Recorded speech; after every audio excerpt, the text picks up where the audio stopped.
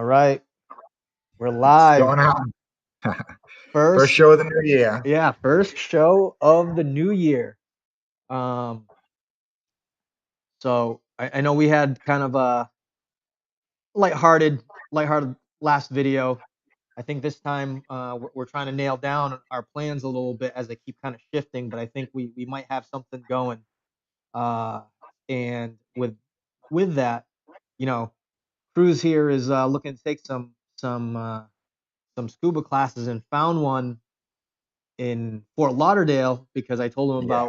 about me planning my trip out there because or starting my trip out there because one, I don't want to wake up too early for my flight down to Ecuador, but I also want to be out in the warmth. And I've actually been I've been inviting people because well it's it's warm, a lot of places are open, and we can enjoy some of that sunshine that's out there. But yeah, Cruz, why don't you take it off? I know you mentioned a little bit right before we Yeah. Well, I started the mean, you show. mentioned the Fort Lauderdale. I had talked about before, maybe going on to Austin and everything. And then they've been a little back and forth with some stuff as far as like the local city ordinance versus the governor being like, yeah, you can't try and shut stuff down because I said stuff has to be open. Um, and the governor does set the rule for the state. So they were having a little back and forth on that. And then you had mentioned, Florida, Fort Lauderdale. So a couple things right now you can count on in Florida is they've kind of been open the whole time. Like they're not changing. If you want to be able to go down, still go out to restaurants, still be able to go out and do stuff, within reason. Of course, I'm pretty sure they still have some mask ordinances and everything for um, necessary places, grocery stores, and I think your Target and different places like that are going to be enforcing it. Which I mean, if there's a mask ordinance, I'm not here fighting the mask ordinance or anything. But I still want stuff open to be able to go and do. In which case, they're still going to have stuff open to go and do. Particularly, restaurants and bars, along with it being warm for outdoor activities, which is huge. So it was very enticing. So I started looking into the scuba down there. Which if Hmm. you're going to be out traveling around, going different locations, being able to go and scuba dive right out without having to do any classes or anything where you're at a particular place is huge because that's a whole nother aspect of adventures when you're there, whether it's Colombia or Ecuador, or if you were back over where I was and, on the Adriatic there, like you have gorgeous, amazing waters and places to go scuba diving. It's just a whole nother series of adventures for you to be able to go on when you're at places. So it's pretty important I get that knocked out. I found a place down there that's doing the whole thing. It's group classes, so it's not like they have for another course that's like an enhanced course for the open water, where you basically just like set your times and they'll show up. They'll have an instructor there. Like they'll make it work. They can get it done in like 4 days. You're like, yep, I want to do this time, this time. Like they'll just have somebody there and knock it out with you. The group classes, you got to sign up, and because they're so competitive on their price, they fill up quick. Mm. So, and they're running them every week. They have X amount of classes for the pools, X amount of classes for the review sessions, and then they have the open water dives on the weekends. They fill up fast, but their price is actually insane. It's like $175 for the group classes, which is, if you looked into any scuba certification, that generally speaking, they're probably going to run somewhere in the $300 to $500 range. And you're going to also have to purchase equipment, meaning generally speaking, the things that they say are mask, flippers, and boots are usually like the standards that they expect you to buy. This place is also saying like, we have all the equipment. You don't have to buy anything, which is awesome. Don't get me wrong. I'd like to have my own flippers. I would definitely still pick up a mask and everything, but traveling, like I'm not bringing my flippers and stuff with me. Like if we're going to be going around and traveling and going to different places, like most likely we're going to rent all the gear, including the flippers and the boots and everything. Packing an extra mask, I can squeeze in an extra mask. Packing flippers, that's going to be real tight in a one backpack carry-on with all the other stuff that I need to be bringing. So they would kind of be just an investment that was a little bit of a waste. So that place is really interesting me a lot, which only added to the appeal of heading down to good old Fort Lauderdale and getting out of this cold real soon. Well, I mean, it's the reason why I brought it up. So, Cruz, our buddy Andrew and Colin actually went. We all went out on Saturday, which is really great. I had a good time. That was a lot of fun. Um, especially since we haven't seen a lot of our buddies in a long time. But um, when we kind of finished the night, I was telling Cruz, I'm like, oh, really want to go someplace warm, and I want to finish off January, in a warm place. But I do have like a few things that I have to get done before I head out. And I mentioned it to Cruz. I'm like, hey, you want you want to go out to Fort Lauderdale? Just stay at a cheap Airbnb or something and just hang out. But then, Cruz ended up looking up some stuff online and found a ridiculous. I mean, that's just a ridiculous deal for scuba classes. And Oh, it's unbelievable. yeah, and like as far as I'm concerned, I mean, if you can take classes at that price, I mean, why not? It's a to me, it's just a no-brainer. That price alone. So if you say, even if there was open around here, right?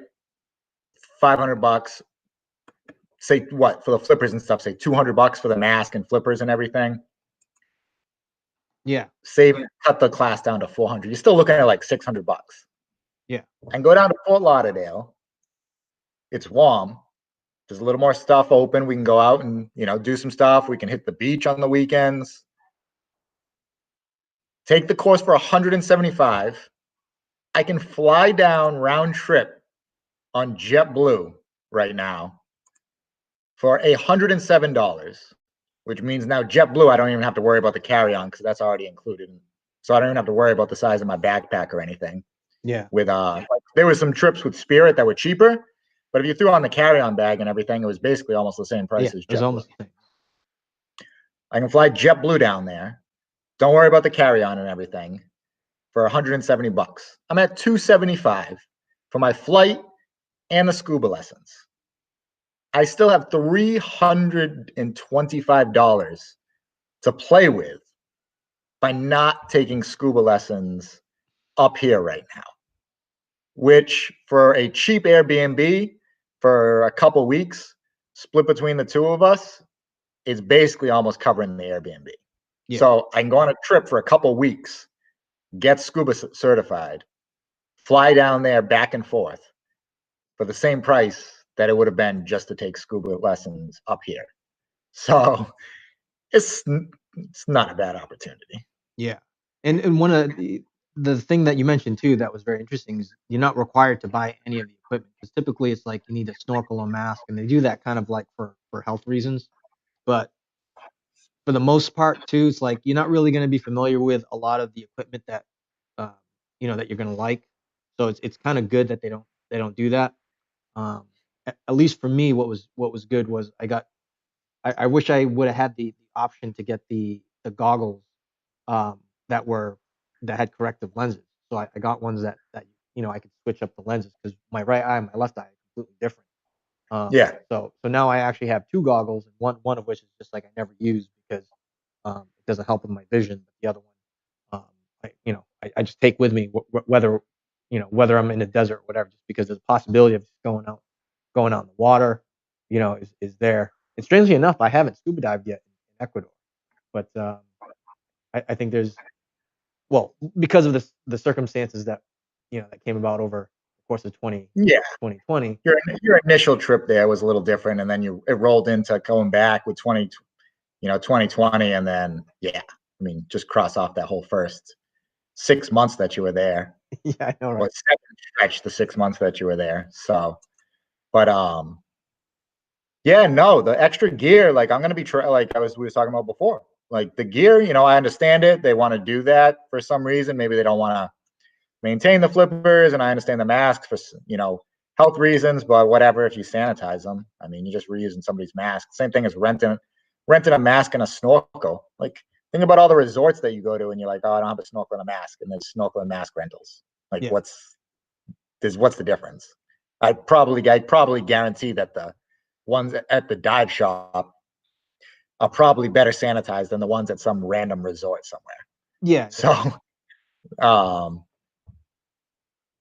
the mask I would definitely buy, because that's like, in my opinion, that's a super key piece of equipment that you want to really be like, I like this mask. If it's comfortable, I like it. It's one that really works for me, because you want to be able to see you're down there scuba diving, and it's small to pack and can definitely bring that along. But flippers, I'm traveling with a backpack. I'm not packing flippers. Yeah. So they would, most of the time that I was anywhere, they would just be sitting. The only reason I would ever bring flippers is if I had all the scuba gear that I loved, that was my scuba gear, and I was packing a checked bag with all of it and sending it down, sure. But without that, like, I'm not just going to worry about bringing just flippers. Yeah. When I went on my trip down in Australia, I brought my regulator, and see, the problem with like bringing equipment is like you can't bring your tank, and I should say the cylinder. You can't bring the cylinder because of the pressure that's Yeah. stored inside. By law, you can't bring it on a plane. But the other part is, so the regulator, the breathing apparatus for uh, for the scuba gear requires that the correct valve type is connects to the regulator. So Mm-hmm. um, that was one of the major issues that we were coming across when I went to Australia. We had to coordinate with the people working at the dive shop. Oh, hey, we use a K valve, and it's the Scuba Pro type of I think it's an MK2, I think is the model, and you have to make sure like the threading is right. It's better off like the mask and the snorkel to me is like the definitive stuff that's needed, but all the other stuff, it's to be honest, it's better just to rent it. It's just because, like, yeah, it's It's you all get there. You're not dealing with different valves, different setup. It's all just matching. Here you go. yeah, and it's Mhm. for the most part, a lot of the equipment's gonna operate the same. That you might have like a few bells and whistles. I know, so the BC, the buoyancy compensator, that had when we were in Australia, that had it was a what was it? It was a combination like breather. So the inflator was like had a separate hose on it. But otherwise, I mean, with the amount of training, that someone gets, it'd be very easy just to get familiarized with a new set of equipment. Unless like you were diving all the time and then you realize like, oh, I want this particular setup and it's more refined. You know, it makes I'm sense. sure maybe down the road I'll debate that. I've never gone diving before. I'm going Yeah, down to yeah, get my exactly, exactly. certification. That I like don't I don't know anything. I don't need anything. yeah, and I I just need to get out there and enjoy myself, and then if it starts to become serious, I'll figure it out then. yeah, and it's one of those things like I said, it's um there's been a few times actually the equipment that I have is still pretty good, but haven't used it since the whole traveling thing. And part of the Yep. reason is like because the season out here in New England, unless you have a dry suit, you're not going to go in the water unless you want to, freeze your buns off. It's just kind of the No, you're reality. not going in the water. You're not going in the water right now without that. No, Yeah, it's not. and that in itself too is a different way to scuba dive. Like it's a different certification with a dry suit. So it's a very equipment heavy. Uh, I would say sport. It's Sure. but it's one of those things where it's super fun. I think that'd be a great thing just to film just because it's fun, especially in a warm place where there's a lot of things to do. Considering that, Crazy fish and sea life, great visibility. Um, I think those are going to be some amazing videos. yeah. Those are going to those are going to be some crazy videos. I'm actually really excited for those. Yeah. Uh, So if anyone's out there who's thinking about or are thinking about traveling somewhere or want to take a break from from the New England cold, we're we're putting it out there that we're gonna. I'm trying to get myself down there. I might even just buy a ticket just because it's super cheap. Just if I have to change it, it's like okay, maybe I lose $35, but Yeah, it's little all change difference. Yeah. yeah, like it's not that big of a deal because of how low the price is. So I might just do that just to safeguard the price at least because it's so cheap. But I do have to wait for that package I was telling you about that I have to Yeah, unfortunately so I'm wait looking for. at the JetBlue one that I was telling you about and everything. I mean, it's already tagged as flexible change. Booked before February 28, 2021. Changed without fee once, or exchange for travel credit for future flights made within 2 years. No questions asked, no issues. Yeah, I mean, So no, that's a no-brainer if you like. It's got your easy out card, got your easy quick change card. I mean, that's pretty big time, but they have to do that right now. yeah. So we'll keep you guys posted since we're still in the beginning part of January.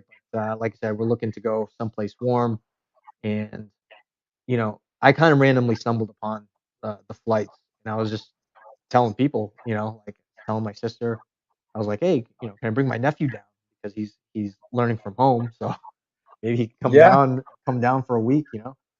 So again, I'm not really sure about what the logistics are for them, but I know that if the option is available for them, I wouldn't mind having some people down. It'd be great. Cruises down. Like I said, the options are there. It's not too expensive, and with the abundance of Airbnbs that are available, no doubt about it. Well, we can find a place that we like. If you don't like it, we can always shift to another place. yeah, That's one of the good things about it. But let's talk a little bit more about our weekend at Play Arcade down on Union Street in New Bedford. Uh, yeah. Great place. yeah, that was Great, my great first place. time out there. The people there, they were awesome, uh, really helpful, friendly. We definitely had a few beers and some snacks and whatnot, and obviously played some arcade games. And if anyone hasn't been there, so basically it's a bar slash arcade, as the name implies, and they have a lot of actually uh, kind of classic cabinets as well as some smaller Raspberry Pi emulated like Super Nintendo games that are available at some of the tables there. So Yep. um, if someone who's watching this out in New Bedford um, likes classic video games, it's definitely one of the places to go. Especially really great artwork too. I had to just going to the Great. place and just checking it out, like all the paintings on the walls and how they created the decor with what is it, the VHS Yep. cameras. you Yeah, yeah. No, great graffiti artwork. so But no, arcade. I mean, they opened. I guess they were remodeling, and they actually opened during COVID. yeah, Um, they only just opened. I mean, they got the table spaced out. It's the same rules. Wear your mask if you're up playing games and walking all around, just like if you go to the bathroom and stuff. At the table, you're at a restaurant, masks. Everything's all spaced out. They had a decent beer selection. The food was actually real decent. Like it wasn't, it was bar food. You had to play arcade or bar food, So you have some different appetizers, you have some pizzas, you have some burgers. They had some other entrees. We kind of split some stuff. All the food was real decent. The prices were absolutely reasonable. The game prices weren't bad at all. Plus, we were at a table with a Super Nintendo emulator attached to it, where you just played. Like it wasn't. You didn't have to. There was no paying or anything, so you could just sit there while we're passing the controller around, eating and playing. They had, and the good thing about them too is they were more focused on like that 50-50 split between bar and food and games, where I've gone to some other places where they were just super heavy on just the games. Like this is basically just like an adult arcade, which honestly, like I love playing games, but the old school games, you get a little burnt out of them playing at an arcade. It's not like sitting at home on your couch playing something or at your home computer where you can really get into it. You're at a place and everything. I really actually really like the fact that was like my ideal of being able to chill, eat, have a couple beers, play some games, come back, have another snack, play Yeah. a couple games, and just have that really good balance. So if if you're willing to go out right now, you want to go out, definitely go check out Play Arcade. They were great. Yeah, and there's like what Cruz was saying, everything was very spaced out, very safe. Actually, I got in trouble.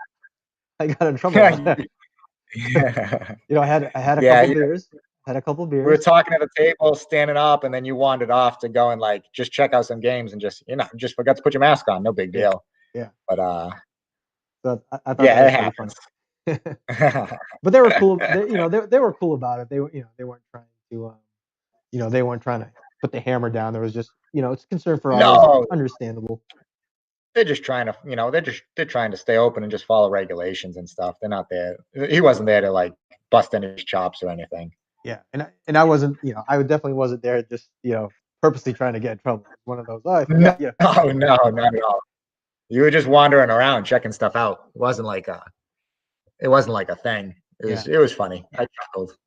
Well, the great thing is too, right? It's you got these old classic arcade games, you got Super Nintendo games. I think one of the great things about it, it's a good conversation starter, right? Especially for people our age, right, where we grew up on these types of games.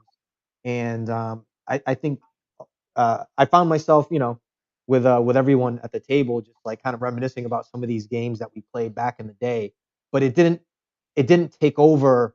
Like sometimes if you're home and if you're playing like a very serious game, or you got some mental commitment to a certain game, you're really kind of just focused on that game. And I think that's one of the great things about these classic arcade games, where they're simple, they're pick up and play, but it's not gonna take away from the conversation and hanging out and stuff like that. So Yeah, you're just for the most part, you're just playing and playing them for just nostalgia and everything. yeah, yeah, Uh, and I think it's a really good set piece for a place like that, where it's not it's not the main focal point, but it's just part of the experience when you go out there, if that makes any sense, right? yeah, Because you could absolutely just go there, hang out, have a little food, have a couple beers, and play like two games, and it would be fine because there's no cover charge.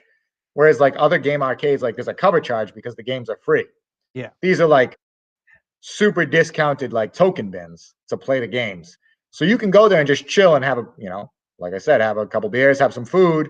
Maybe you're at a table with the NES emulator and you just play a couple games for free there. Maybe buy a couple tokens and play a few games and like that's it. So there's really no big commitment on that piece at all, which that was the best for me. yeah, I wouldn't mind going back there again, actually, just because of that was a good time with hanging Oh, out I with would everyone. absolutely go and just chill there and just play. Yeah, definitely. Actually, at the bar, we didn't even do them, but they had a bunch of board games at the bar that you could scoop up, bring to the table and play.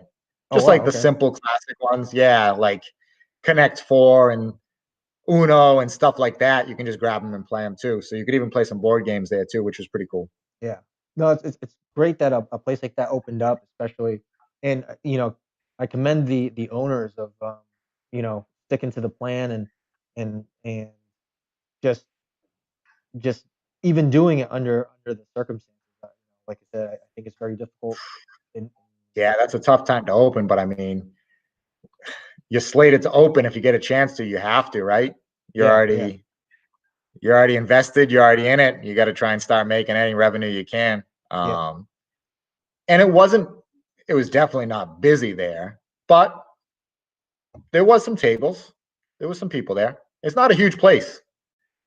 It wasn't a huge place at all. Like that place, if it was like non-COVID time, that place would fill up easy. Oh yeah, yeah. And Definitely out there. They would have had seating and stuff around the bar for a few more seats and stuff, but it still would fill up super easy. I yeah, would go there and just drink there. I would go and just sit at the bar and have some drinks there. Actually, yeah. Well, that place used to be a different place, or several places. So before it was Play Arcade, it was Slaint, and then before that, it was Catwalk. Much yeah. much different vibe, much different vibe from previous. Now, way different vibe than previous ones. Yeah. Way, Um, way different place. and I think that too kind of adds the element of it's kind of a more chill environment. If it's gonna be like a club place, it's gonna change the dynamic of the interactions with people and things like that. Where like during the day, you're definitely gonna get a lot more family oriented people, showing up with their kids because it's an arcade. And then at night, you're gonna get, or later in the evening, you're gonna get, well, because there's restrictions in the hours that places close, but you're gonna get the people that want to go out there, hang out, and it's gonna be more, I think, more interaction, to be honest. Um, Having the tables and the food and everything, like and how they have it set up, they'll definitely be able to get a bunch of like families and stuff during the day and be able to be like open during the day, particularly on the weekends, for people to go in. And then it looked like it had a real solid setup that you could definitely go out there at night and it would be a way different vibe of people out, drinking, hanging out, and casually playing some games. I think their setup is really solid. I think just it happens to be that just the time that they open that's kind of hurting them right now, of course. Um, but I think if they make it through this and stuff, fully reopens and everything, I think they'll be doing really well. I think their setup is solid. yeah, for sure, and it's I think it's in downtown in Bedford. So um, because it's close to everything, you get a lot of options as far as places to go.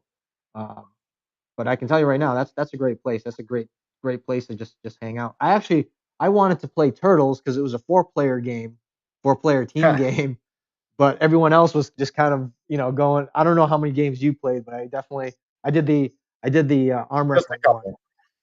I did the arm wrestling one. I think that was the only one I did besides some of the Super Nintendo stuff. Yeah, that was the only one I Yeah, did. I played like the Japanese table flip game, which I I didn't see didn't that one. actually. Yeah, it was crazy. You only get like one table flip for whatever the like. It's really odd game. It's all in Japanese still. Like That's cool. everything's still all in Japanese. And like I know the concept. It's like this big like rubber table and it's on like, a lever and you flip it. But I actually only flipped it like with almost no strength at all because I'm like, there's no way that they want me to flip this thing absolutely as hard as I can. But I think you're supposed to flip it absolutely as hard as you can.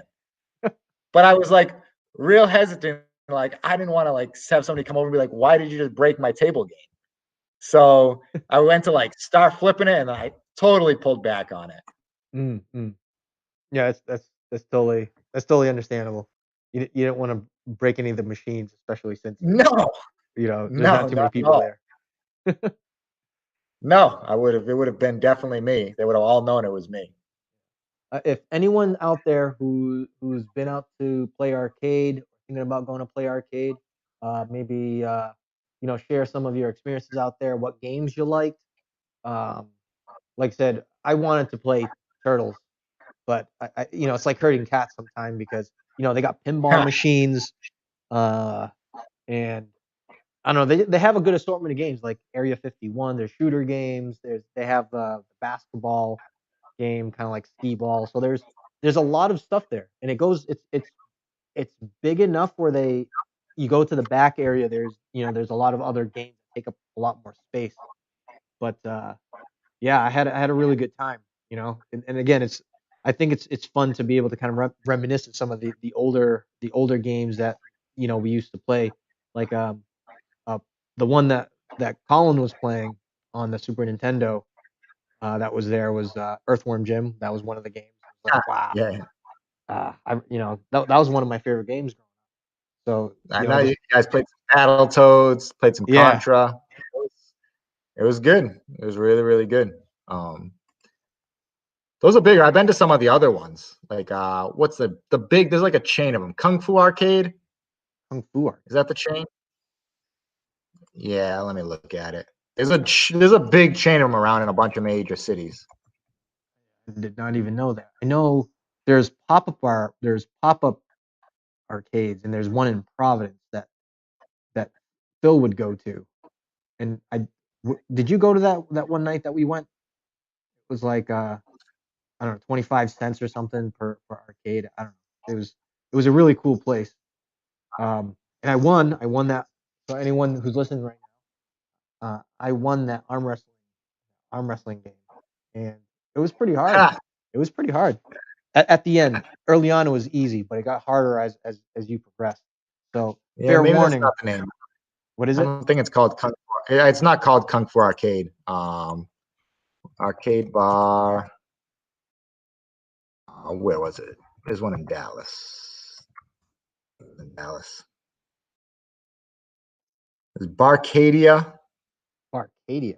Never heard of it. Yeah. Select Start Bishop Cider Arcade. Select Start. I think I've heard of. There's Free Play. Maybe it's Free Play.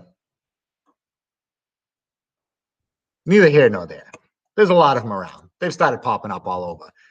The Dallas one I went to was dead. The one I went to in Nashville, Tennessee was actually like packed. It was like a super hotspot place to go. So it's really weird. It's like the people, environment, location kind of has a big, some places it catches on and other places it doesn't. The one in Nashville was packed. And people at nighttime, they actually, like, there was like a line to get in. Like there was a wait ID'd at the door to get into this place. They had a ton of games. No kidding. But they were actually what was bigger than the games was actually just like the bar. It was a bar club. Like they were packed.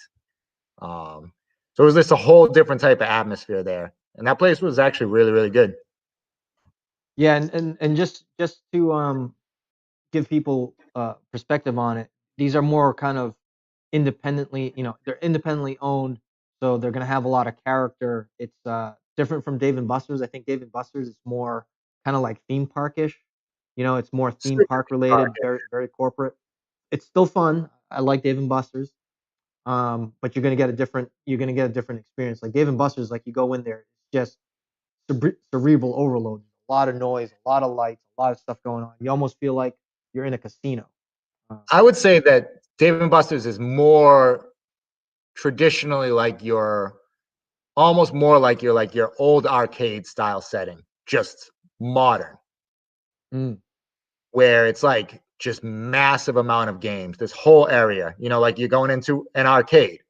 And they just happen to also have pool tables and everything like that. But it's really like taking an old school arcade place, adding some food but making it new, bigger neon, bright lights, the whole deal like that. Whereas these places, the ones that I like for the new ones, are actually more focused on like the food and having some drinks and being able to go out. And then, oh yeah, we also do have these games here for you to play. Yeah. No, I think it's a really good balance, especially since like places like malls now have um, there's not many people now that go into malls. And the arcades, I remember when I was growing up, um, they would always have people in the arcades. But with Moore's law, I think with the advancement of technology, game systems improving, PC gaming getting bigger and bigger, those kind of uh, If there's not something else going on there, like there's no reason to go to an arcade except for like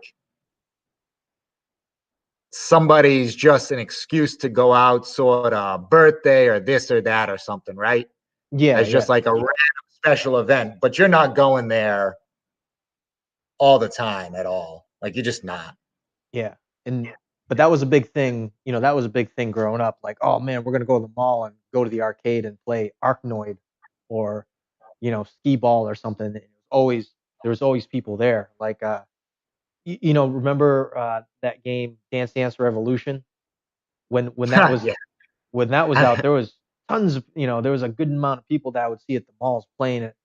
Um, so but it's kind of strange because that was kind of considered weird growing up, and then now it's like a lot more people are open to the whole gaming, the whole gaming Oh, culture.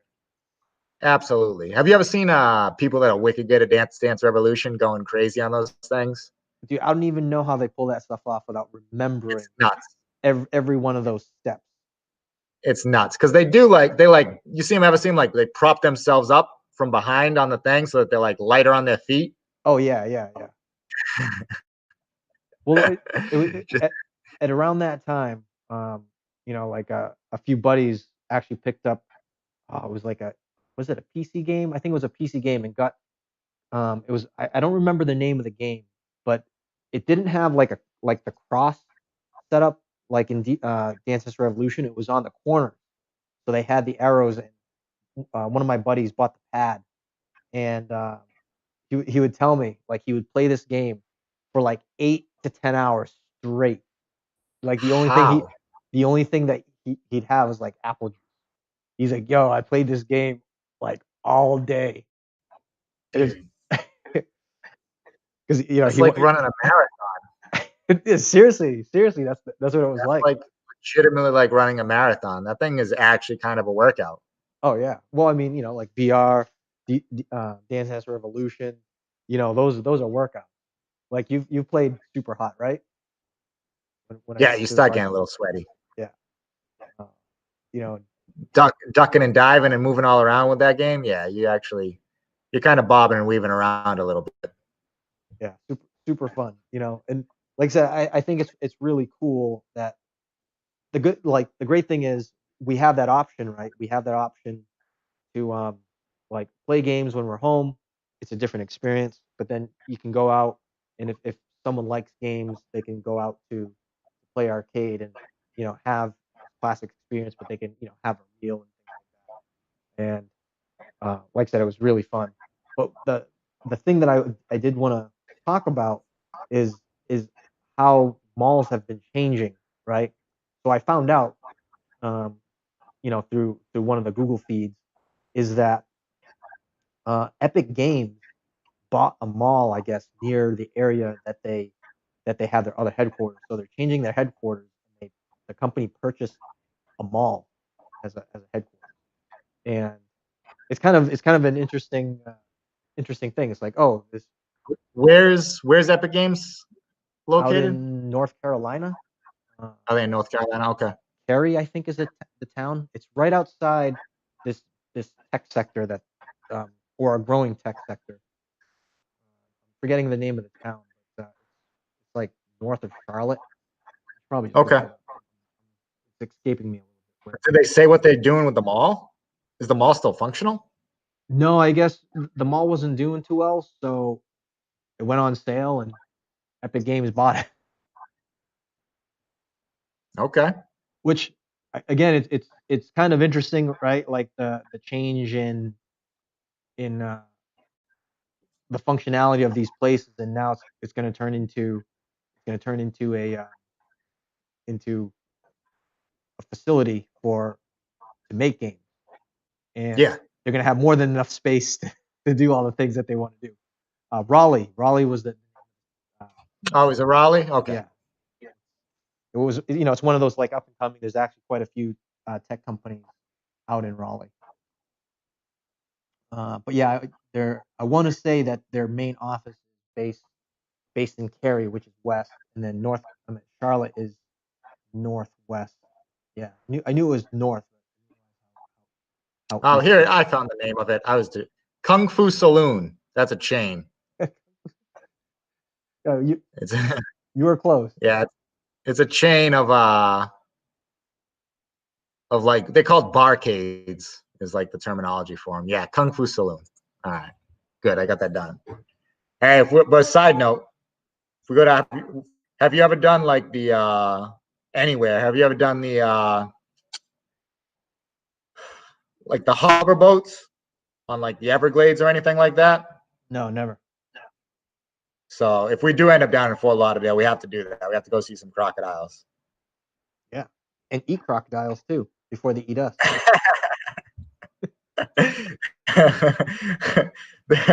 I'm fine eating like crocodile or alligator. I'm not. That's there's a lot of them. They procreate very quickly and they're not super friendly. So I don't really feel that bad about eating some of them. That's fine. They absolutely have a fighting chance. Yeah, yeah.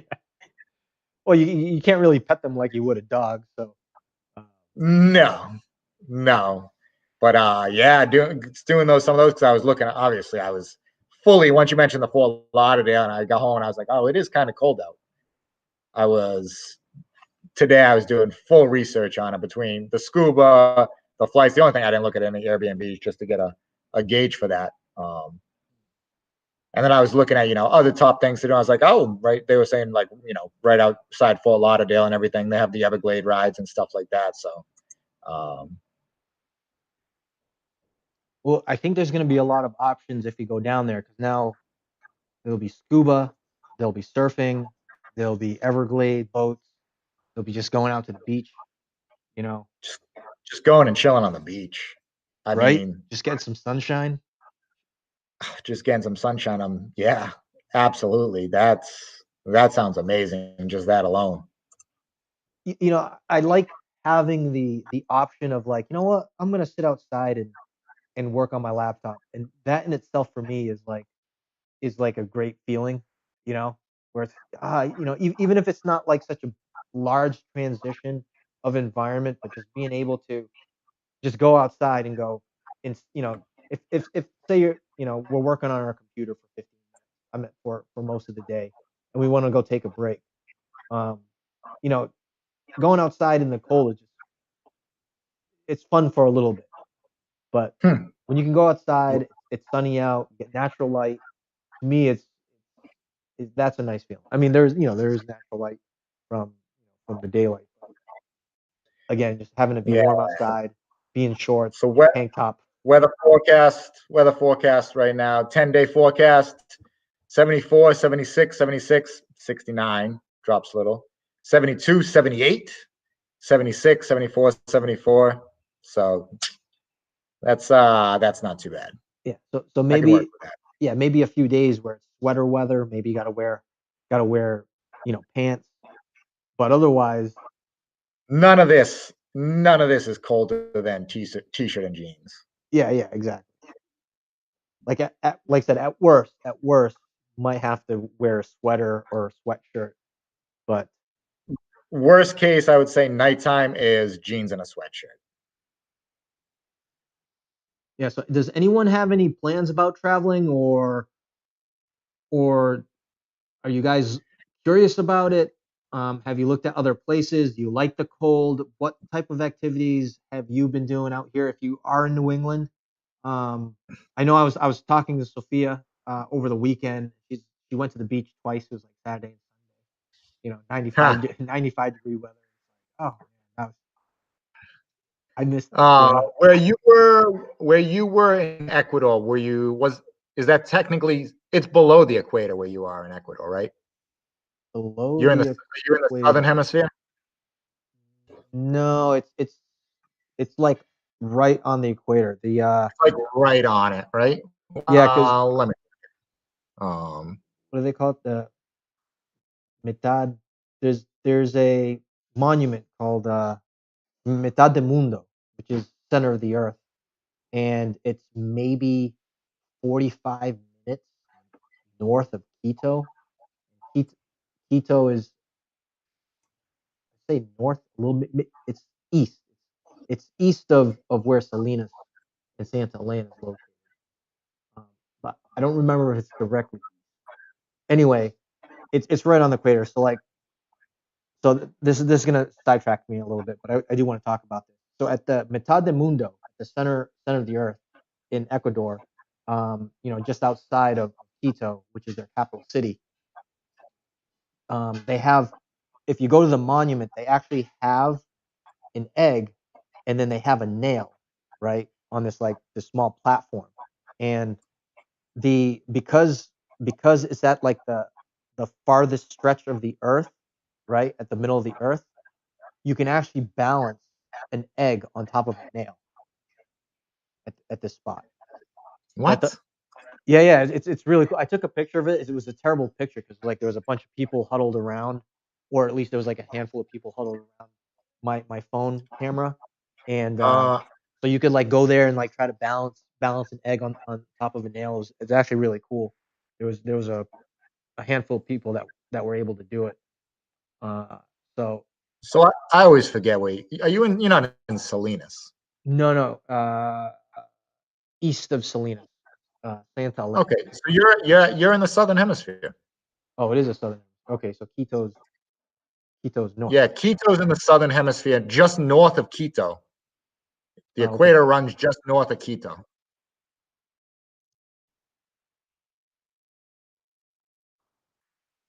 'Cause I haven't looked at the map. I don't exactly remember. I thought it was lower. I didn't think. I thought it was. I thought the equatorial line was lower in Ecuador, but it's not. It actually runs closer to the top of Ecuador. Very interesting. It's that's actually a really cool place to check out. If anyone's out there who's thinking about going to Ecuador, Quito is a really great. I love Quito, not only for the elevation, the food, the people, um, but just it's so centralized even for places to go. Very close to Mitad del Mundo, very close to um, what was that other place? Forgetting the name of the location.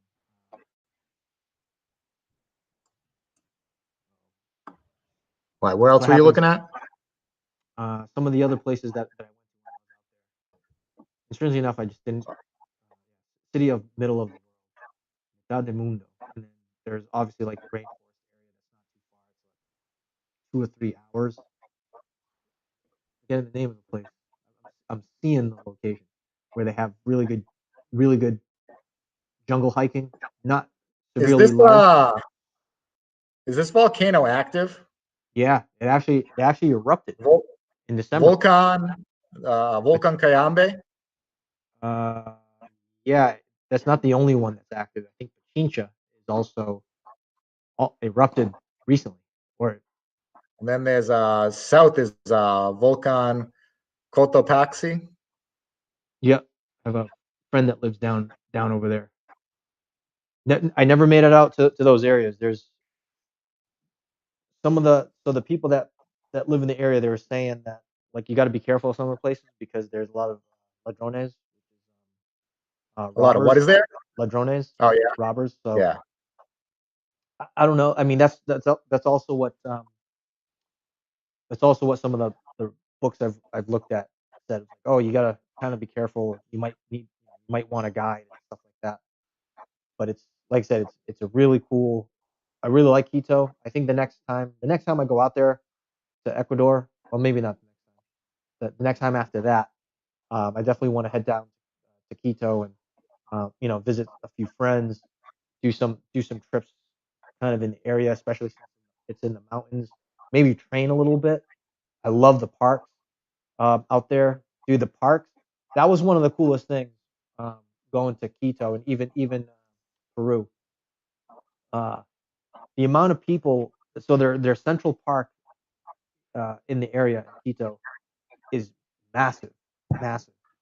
But the amount of people that go out to the park on the weekends is unbelievable because they have basketball, they have people doing calisthenics, they got a huge track that people can walk around. Tons of people playing soccer. They have flying kites, all bunch of stuff. It's a bigger city, so there's a lot of different activities and stuff like that. But it's a really great place to train. You know, and you don't have to train that hard because the body's already working so hard. Like Yeah, just what's Quito at? Like 8,500 or something. yeah, it's Altitude? around 8,500 feet. You know, um, they have lower spots, but man, that elevation changes so fast. Like you just go for a walk and you're already like 100 feet elevation higher than previous. It's Oh really yeah, you were saying the city is wicked, like up and down, just walking around and traveling. Like you're just going up and down wherever you're kind of headed, right? yeah. I loved walking in the city. Just I would purposely, well, not purposely, I would just get lost. Walking all over the place and it'd just be like all right, I guess I'm walking back. And you'd be surprised, just walking really gets people in shape, just especially when there's limited oxygen, or because the air is thinner. Um, I mean, I told Sophia this. I'm like, the best shape I've ever been in my life was actually in Quito. I can't, it was just unbelievable. Like, you know, I would eat normal, but just because I was walking everywhere, and then my body, um, you know, working hard, because I only ran once a week. And well, no, that's not true, because on Sunday would be like my big day. So that was like my Sundays would be my go to the park and hang out with all the people that do calisthenics. There's actually, they had a breakdancing event one of the days that I went Oh, out there. nice. Dude, there was some of those people that can do calisthenics and dance. That one of the guys I met who could break dance, who was a breakdancer. He was older. He was like in his, I want to say he was probably older than me, so probably 40, 41. And dude, this guy he could do some stuff. I was like, man, like strength stuff. And I was like, wow, that's incredible. Um, so yeah, it's a cool. Like I said, if anyone's out there who's thinking about wanting to train or whatever, it's a really good place. Um, so not the next time that I head out there, but when Cruz is out there, I think it makes sense that he and I go out to Quito, meet some of the people that I stayed with out there, and Mundo, I think a little Minda, stint in I think a little stint in Quito would be pretty good. Yeah. and the bread. Oh man, bread. I talk about the bread a lot out there. Yeah, a couple weeks at least in Quito would be fun. So yeah, that's what we got going on. And as everybody knows, and I do have to bring this up because this is the first week of the new year, right? A lot of stuff going on this week. So I'm curious to see what what transpires over the course of the week. Oh, But so yeah, I mean, I think January 6th, that's a lock. Like it's not. It's going for the president elect. Like that's there's almost no way that changes. Like it would be insane. The big ones that I'm watching, which I mean, if you're currently invested in the market, no, this is actually factually based on historical statistical data, that if you are currently invested in the market, the worst setup for overall market performance historically is always Democrat president, Democrat controlled Senate, Democrat controlled House. It just is. It's just statistically the worst market. It is. It's not a political thing. It just that's what all the numbers show. That's the worst. The best is always tends to always be Republican, and the second best is, I believe, actually a Democratic president with a Republican House. Is actually the second best for overall market performance. So if you were debating selling something based on the polls that are out and everything right now, the runoff election occurs tomorrow in Georgia. If the Republicans lose one seat, it means the split vote goes to Kamala Harris as the vice president. So you can assume that's a Democratic vote there. So losing just one seat means it will be a Democrat-controlled Senate. If they lose both, it doesn't even come down to the deciding vote. In which case, based on the polls, it is leaning more towards that. And I mean, I know the polls, it's a few percentage points. They're not carved in stone, of course, but the polls say that if you're debating locking in any gains, I recommend doing it first thing tomorrow morning. If you're debating, if you got some stuff that you're just holding long term, but if you had some other stuff that you were a little back and forth on, I'd lock your gains in first thing tomorrow morning. Call it a win. See how it sorts out after. well, you have a more doom and gloom kind of setup. I'm not. I think the outcome. I think it has a lot more to do with how much of someone's portfolio has high risk stocks, right? Stuff Oh with no, it's not even. I don't think like the market's going to plummet or anything like that. Not doom and gloom. I just okay. generally speaking, percentage wise, that particular federal government setup yields the least returns over the long time, and that also may cause some very short term over the next 3 or 4 months instability, which could see a correction in the short term. Well, So I'll go ahead. Go if you ahead. had some stock that you were thinking about selling and you were debating it, and it's the start of the new year, which some people like to sell at the end of the year, I've generally actually usually have sold at the beginning of the year. Mm. I would sell now, and then if it flips, ride out the volatility. I am expecting if they flip, I'm expecting a bit of a market correction. Take out your cash, figure out your next long-term investments, move your money around. Just do it first thing in the morning. Right, and just full disclosure, these are only strategies that Cruz and I talk about. So, These as a are full disclaimer, personally applied, no legal responsibility for said strategies. These are sure. just what I do. I can. All right. So on with that being said, I think one of the things to look at too, as far as with the, Democrat or Republican, is marijuana stock. I think there is going to be volatility leading up to January 6th. I definitely believe that. But I think if if someone is going to be considering, looking into stocks and they want to gamble a little bit, looking at something like marijuana stocks typically, or I should say, does favor um, a uh, Democrat-led country. So part of the reason for that was the bills that were actually passed um, on the floor for the passage of marijuana was actually spearheaded and supported by mainly um, Democrats. But that also is not a determinant of the success of the companies themselves. But that's one of the things that if someone was a gambling person, that might be something that they want to consider.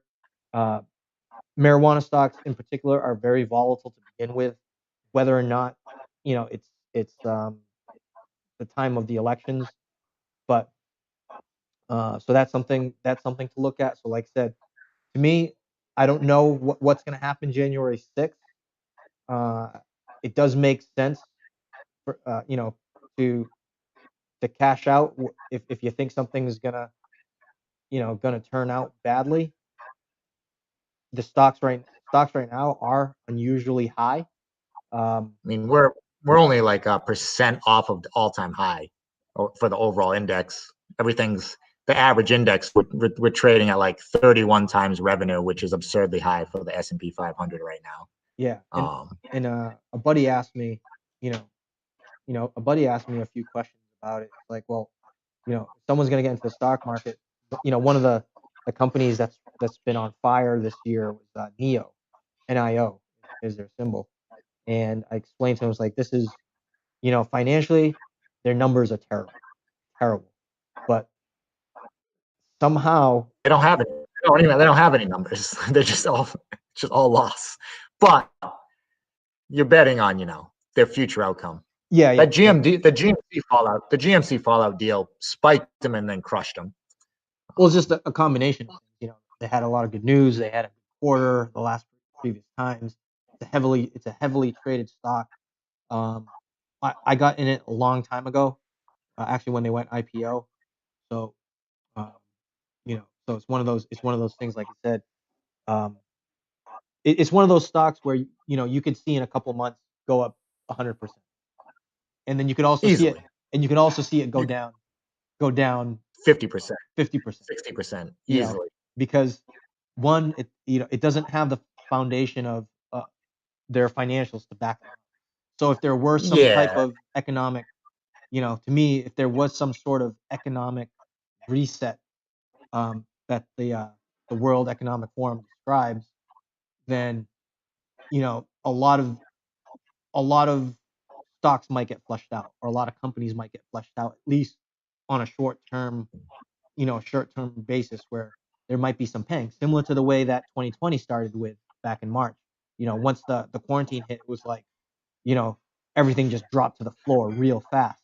But at the same time, everything. So like what really concerns me right now overall, are any stocks that are any of your speculative stocks right now? There's certain stocks that are, the blue chippers that no matter what, like, yes, you may lose a whole bunch of money in the short term, but you will be fine in 5 to 10 years. It's the speculative ones that don't have any of the financial backing that have the shot of, well, yeah, there's no more company. Like, we're all done. Those are the ones that if you're concerned about, maybe you've done well, maybe, you pull a little bit out, lock in some of your earnings, and then sit tight for a little bit, see how it goes. Yeah. And I mean, I typically go with a recommendation. Like if someone's really wanted to get into it, and they feel like they want to hedge some of that risk, I was like, do like a 30-30, 33% split between, very high risk, maybe even going less, maybe 10%, maybe 5%. Again, it's a lot of it is like really comes down to the amount of risk someone wants to take. But I mean, I mentioned to my buddy, probably the most important thing, as as well. It's like you don't want to put in what you don't want to put in what you don't think you can lose, right? It's like especially for the high risk stuff. So I make recommendations like, oh, just go for the usual suspects, go for the Facebook, go for the Amazon, go for the Google, go for the Microsoft. Those are, I don't want to say guarantees, but go for your Taiwan semiconductor. Go for your Taiwan semiconductors. Like stuff that just stays, kind of in fluctuation, or doesn't fluctuate. They just. I know it's compared to a growth stock, they're all done and everything, but honestly, right now, there's nothing wrong with buying a nice chunk of AT&T if you had some money. You're going to get around a 7% dividend. They're not going out of business. They don't lower the dividend. It takes absolute economic catastrophe for them to even pause the dividend or anything like that. Like your money will come back with them and it'll compound. And I think one of the things for that, and we're going to be running a little over time here, but AT&T is essentially an infrastructure company. So, you take them away, you basically take away the ability. You take away the ability. You're gonna tear all down the lines. You're gonna tear down all those lines and towers. Like they're not going anywhere. Yeah, and they still have a lot of their legacy stuff out there too. So that's what's going down. So if you guys have any questions, you can contact us, obviously. But tune in next week. Let us know what you guys think. Cruz, you have any added comments before we call it for the next show? Excited for Fort Lauderdale. We gotta sort out the logistics on that, but little trip down there together. Start doing some practice videoing of there with the new GoPro and stuff that we have in. I think that'll be pretty exciting to be able to get out and do. Even if we don't, like, I'm still going to do the scuba surf, but even if we went out and just did like some snorkeling, we could practice getting some underwater footage, just doing the snorkeling and everything. Right off the coast, which, I mean, the water's gorgeous. So that would be interesting. Getting some footage of, if we did, if you do the airboat over the Everglades, again, some